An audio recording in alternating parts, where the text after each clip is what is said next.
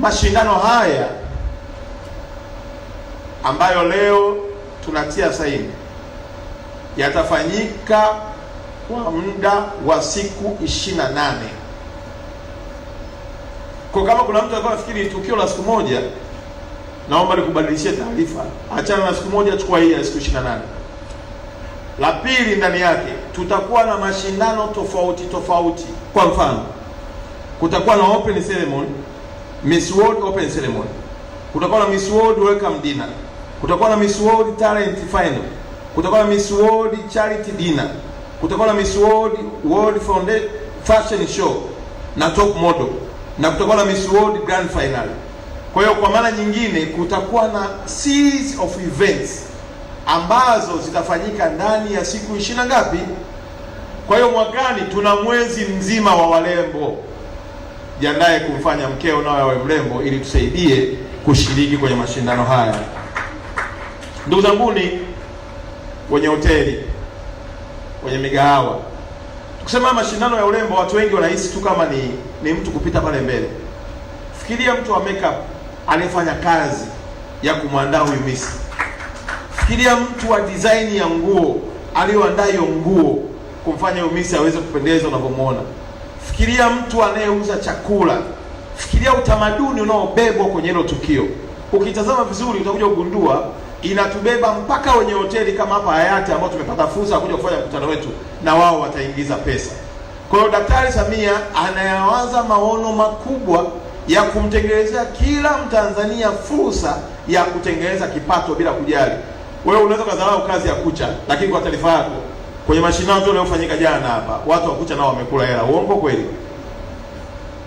Sasa hii ni kazi ambayo rais wetu ameiwaza kuishusha na kuipeleka kwa kila Mtanzania aliyoko hapa. La pili ambalo lipo, mwakani tuna mashindano ya AFCON.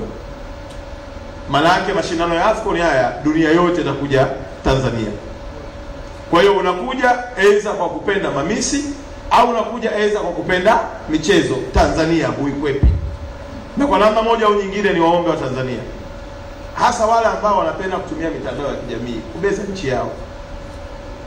Ili fikiria Miss Julia ambaye ni mwandaaji wa Miss World Tanzania na ni duniani, kaona umuhimu wa kuchagua Tanzania. Katika nchi 54 za Afrika kaiona Tanzania inafaa. Na sio tu kwamba inafaa ikiwa peke yake, tumeshindanishwa na nchi mbalimbali. Na hata ile gharama ya uandaaji, kuna nchi zimekuja na dau kubwa zaidi kuliko Tanzania. Lakini Miss Julia na timu yake wamekaa wakaangalia nchi yetu, wakaona utulivu wetu na amani yetu, wakaona vivutio tulivyokuwa navyo, na ndio maana unaona tukio linachukua siku 28.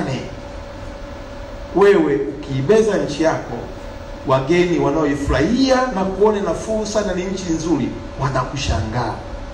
Ndugu zangu, umeona mashindano ya AFCON. Historia watu hawajajua. Serikali ya Tanzania ndio iliyoanza kuomba. Baadaye ikaonekana wawepo na watu wengine, sisi ndio tumewakaribisha wengine. Hiyo pamoja ina maana Tanzania ndio champion wa mashindano ya AFCON. Lakini wewe ukikaa kuibeza wakati dunia inasubiri kuja kuiona Tanzania na kushiriki mashindano hayo, wanakushangaa wageni. Wewe ukiendelea kubeza mkutano kama unaokuja mwezi wa 10 kama sijakosea, Tanzania itahost mkutano wa IPU. Kila nchi duniani yenye bunge itatoa wabunge watano, zaidi ya wabunge 2000 watakuja Tanzania. Na kwa bahati nzuri wanakuja kwenye mkutano unafanyika Arusha. Kama wabunge wa mabunge yote duniani wanakuja Tanzania kuja kufanya mkutano wao, wameona Tanzania ni nchi bora, yenye utulivu, yenye vivutio na watu wakarimu. Wewe Mtanzania unavyoishangaa nchi yako na kuikosoa, wageni nao wanafanya nini? Wanakushangaa.